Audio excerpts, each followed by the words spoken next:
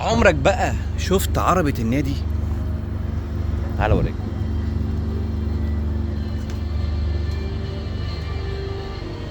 دي عربة قطار اسمها عربة النادي. فخامة بقى بعدها فخامة، حاجة كده شغل زي ما بيقولوا كده الشغل الخديوي، الحاجات اللي الفرق ان انتوا تحبوها. انت بتركب العربية اللي موجودة في القطر ده،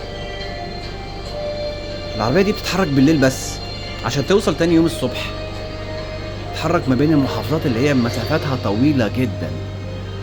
بصوا الفخامة، انت بتفضل قاعد هنا على الكرسي ده، تقرا في الكتاب بتاعك، ماسك اللابتوب لحد ما توصل الصبح.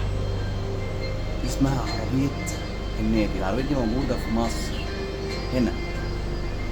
بصوا الفخامة اللي هوريها لكم، وده البوفيه بتاعها.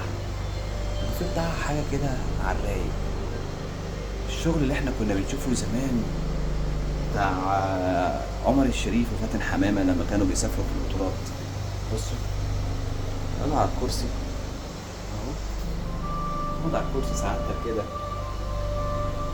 وتستمتع، تتفرج وتشوف وتجرب. الحاجات دي جميلة قوي، الحاجات دي موجودة في بلدنا. ده البوفيه، القعدات اللي موجودة فيه. طبعا القطر ده ليه تذكرة خاصة ليه. حتى الناس اللي بتقعد هنا وبتسافر في المكان ده او عن طريق القطر ده ناس خاصة جدا يا جماعة، يعني ناس رايقة قوي، ناس بتستمتع حتى وهي بتسافر، بيستمتعوا. القطر فيه كل حاجة، نام، في بوفيه، في قعدة مريحة. هي عبارة عن عربية واحدة بس، عربية واحدة بس اللي انت بتتفرج عليها او بتتنقل منها.